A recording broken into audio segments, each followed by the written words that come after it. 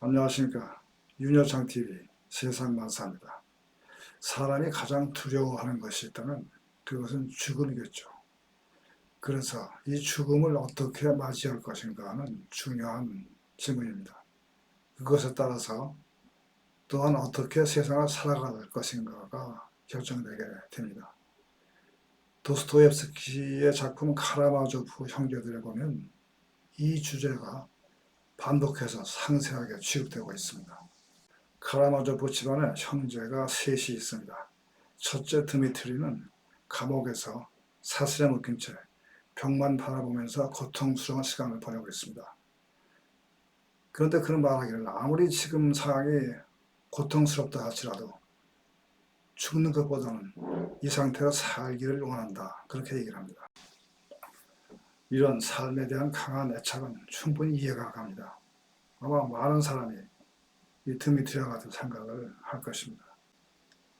둘째 아들 이반은 매우 지적인 사람입니다. 그런데 무신론자입니다. 영원한 삶이 없다면 지금 죽어야 한다는 사실이 그를 견딜 수 없게 만들고 우주는 부당하다고 생각을 합니다. 이반은 생각하기를 나는 이제 죽어 없어진다. 그런데 다른 모든 것은 마치 아무 일도 없다는 듯이 그대로 존재한다. 그리고 나는 곧 잊혀진다.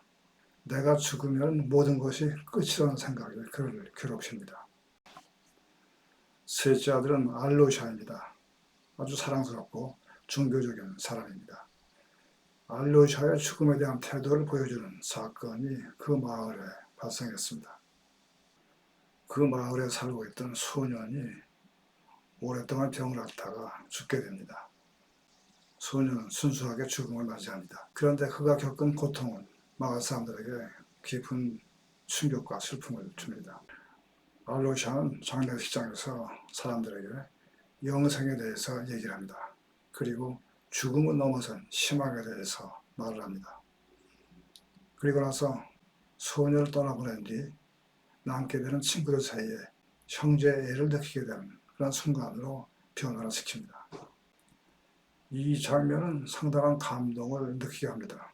죽음의 공포를 영적으로 극복하고 죽은 소녀를 둘러싼 공동체를 사랑이 함께하는 곳으로 만듭니다. 그 마을에 조시마르는 성직자가 있었는데 그는 성직자답게 죽음을 두려움 없이 받아들입니다. 여기서 보면 죽음을 여러 각도에서 설명을 하고 있습니다. 육체적 죽음에 대한 두려움, 죽음과 무의미한 우주의 부당성, 영혼 불멸, 영적인 문제, 죽음 앞에 흔들리지 않는 태도 등을 볼 수 있습니다. 그렇다면 우리는 죽음을 어떻게 맞이할 것인가? 생각을 해볼 필요가 있는 질문입니다. 죽어야 한다는 극한적인 순간에 비통함이나 두려움을 느끼기보다는 열린 마음을 가지고 죽음을 맞이할 수는 없을까? 여기 열린 마음이라는 것은 죽음 앞에서 두려움 없이 죽음을 맞이하는 태도를 의미합니다. 죽음을 삶의 일부라고 생각한다면 공포를 줄이고 차분하게 죽음을 맞이할 수도 있을 거예요. 그러나 그렇다 해도 죽음의 공포가 사라지는 것은 아닙니다. 카라마조프 형제들의 저자 도스토옙스키는 말합니다. 죽음이라는 절망적 상황에서의 공포에 대한 강력한 해독제가 있는데 그것은 사랑이다. 그렇게 얘기를 합니다. 죽음 앞에서 나 자신이 처한 상황만 생각한다면 더 공포를 느끼고 고통을 느끼게 됩니다. 그런데 사랑이 있다면 관심을 나에게서 벗어나서 외부 세계로 다른 사람에게로 향하게 합니다. 조금 전에 말씀드린 마을의 소년이 병으로 앓다가 고통 속에서 죽어갔을 때 그 친구들의 슬픔 속에 있었어요. 그때 알료사는 지금 이 순간을 기억하자고 말합니다. 죽은 소년에 대한 사랑의 마음으로 모인 이 순간을 간직하라고 격려하고 위로합니다. 그리고 죽은 소년과 우리는 다시 만날 수 있을 것이라는 희망의 말을 전합니다. 친구는 죽어서 사라져 버리지 않고 우리가 사랑했던 기억을 공유한다면 무덤 너머에서 다시 만날 수 있다는 말을 합니다. 이 말은 서로 친화력이 있는 영혼은 죽은 뒤 세계에서 서로를 기억하며 다시 만날 수 있다는 말입니다.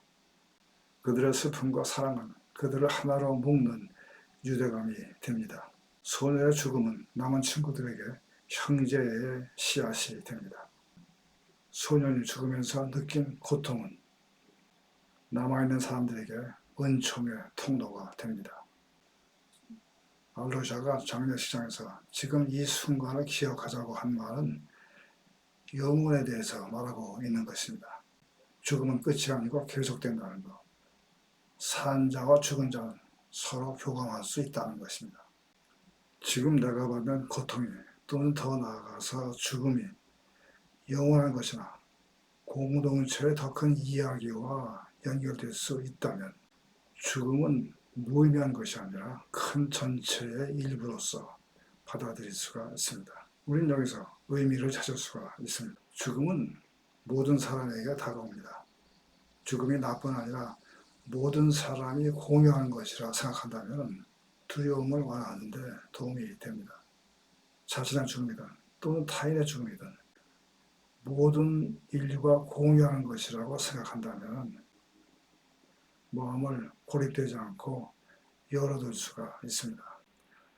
그래서 죽음을 앞둔 사람에게 필요한 것은 죽음을 받아들이는 마음, 그리고 사랑, 믿음, 의미를 찾는 데서 비롯됩니다. 이런 것들이 자신의 관심을 내면으로 향하지 않게 하고 밖으로 향하게 해서 죽음에 대해서 흔들리지 않는 태도를 갖게 해줍니다.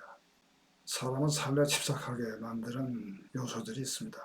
부모, 자식, 연인, 친구 사이의 유대감, 사랑 이런 것들은 소중한 것들입니다. 죽음으로써 이런 모든 것을 잃어버린다는 것은 견딜 수 없다는 생각을 하게 합니다. 음악을 듣거나 맛있는 음식을 먹거나 해지는 것을 보거나 시원한 바람을 느끼거나 이런 사소한 것들이 삶을 경외감으로 채울 수가 있습니다. 카라마조프 형제들의 저자 도스토옙스키도 사형 직전에 풀려나서 간신히 사형을 모면했습니다. 그 뒤에 쓰기로는 모든 풀잎들이 소중하게 느껴진다고 했습니다. 죽음은 우리에게서 감각적 기쁨이나 사랑, 의미를 빼앗아갈 수 있다고 생각됩니다. 그런데 도스토옙스키는 이러한 아름다움의 광채는 우리가 죽는다고 해서 사라지는 것이 아니라 영혼 속에서 빛난다고 생각하게 해줍니다. 우리가 죽음에 대해서 가질 수 있는 태도에 대해서 알아왔습니다.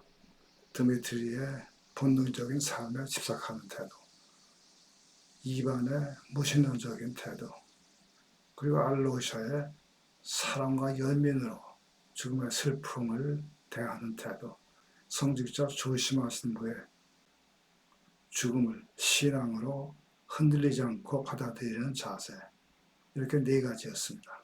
함께 해주신 시간 감사합니다.